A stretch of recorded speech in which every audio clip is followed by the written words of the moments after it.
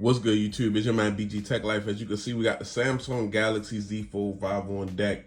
And we got to talk, guys, because we got to talk about long-term use and some new features. To be exact, Galaxy AI features. I feel like that could add to the usability. So let's have this conversation and talk about, did Samsung really just level up the Samsung Galaxy Z Fold 5? Let's get into it. Okay, so everything we know about this device so far, guys, as far as my use, I really like this device. Like, this is the Z Fold that caught my eye. For one, the battery life. It's got an all-day long battery, lasted me at other Z Folds I had died. So that's one thing that made me stick around with the Z Fold 5. Another thing is the performance. This device has a type of processor where you can get work done. You can actually use any app, play any game on this device, and do it fluidly. And it's just, it just makes the experience that much better. Personally, as far as the build go, I haven't had any issues with any of the mechanisms. The device still looks like I got it out the box, except for one small scratch on the cover display, and I think that was my fault. But this device has been a really enjoyable companion for me because I like to edit on this device. I like to record voiceovers on this device and things of that nature. Things that you wouldn't think that you would be doing on a device that you could put in your pocket. So that's just a bigger part of the experience. Now let's talk form factor. For me personally, I enjoy the candy bar, the slim outside display, because it gives you great one-hand usability if you want to do something quick. And that's what, to me, this has always been a convenience display on the outside anyway. And then also, if you notice the Samsung Galaxy Z Fold 5, when you open it up, it's not a box. It's almost got a rectangular shape to it, giving you more of a aspect ratio. Not, of course, not a 16:9, but it's getting closer to a 16:9, because what I don't want to open up my foldable and see is a box. That's out for me. And that aspect ratio on the inside of the screen, combined with just a beautiful screen that's close to bezel-less, it just gives me an experience of a mini tablet. And that's kind of what I want. That's what I bought this device for. I don't look at this as a phone. I look at this actually as my mini tablet. Like, when I'm using this device, I want to be on the inside display 95% of the time. Now, I know this device doesn't come with the 200 megapixel sensor or the telephotos that the S24 Ultra have. So it's kind of like a bittersweet, but at the same time, the 50 megapixel, the camera system in this device is not a letdown at all to me. I've been able to record the videos and get the photo quality that I wanted, and I was not dissatisfied. But I do know there's something better out there, and I do know how much this device costs. So sometimes you do want the best of the best, especially when you spend the foldable money.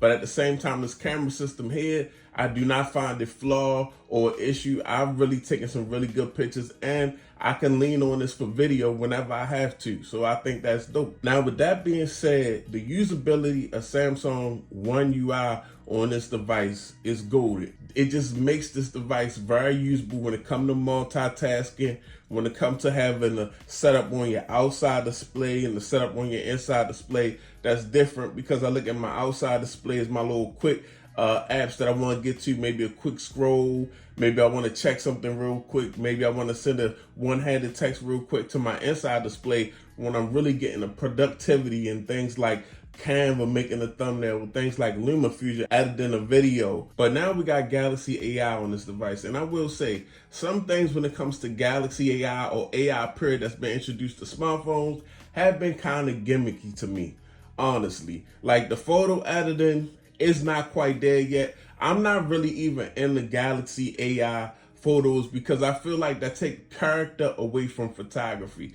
But as far as things like transcribing my voice recordings, because a lot of times I'll freestyle a script into my voice recorder, transcribe it, edit it, and now I have a real script ready to go within a couple minutes. I think that is clutch. Circle to Search, another dope AI feature, especially when you're sitting around and you're looking for different type of inspirations. When you're a content creator, you see something you like, you circle it, and you can learn more about it instantly.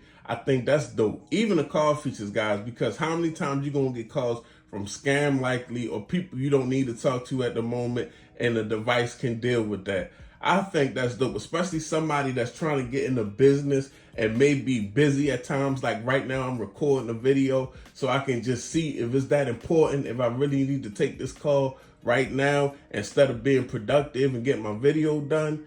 I think features like that are definitely needed on smartphones, and I like the way AI is doing things like that. And also just being able to live translate different languages, because a lot of us like to travel. If you travel somewhere, that's my one fear, going somewhere that's not English speaking. But now you got a simple fix for things like that right on your phone. I think that's dope. So with everything that the Galaxy Z Fold 5 is to me, then adding Galaxy AI to that and some of the tools that I really like about Galaxy AI, I think it was dope that Samsung even did it, even reached back to that older devices and said, you know what, we're not leaving y'all out. You got the Snapdragon 8 Gen 2, a powerful processor. Let's bring these devices into the AI game also, because they could have just tried to sell their next devices off for AI and be like, oh, well, if you got a Z Fold 5 or you got an S23 Ultra, you need to upgrade or you're not going to get the AI. They didn't put it behind the paywall yet, and they gave it to the devices from last year. So I think that was just a really good move by them, a really inclusive move by them, and I like that. So I think the Samsung Galaxy Z Fold 5 is golded, and don't get its flowers when it comes to the usability of the device and the way that Samsung One UI puts this whole device to work. And now you got more features that make this a productivity monster. Just a great companion for somebody doing business or somebody that creates. But as the Z Fold 5 sits right now with Galaxy AI, it's one of the most productive and usable devices in the game. These are just my thoughts. It's your boy BG. I appreciate you watching. If you're not subscribed, get subscribed. I'm out. Peace.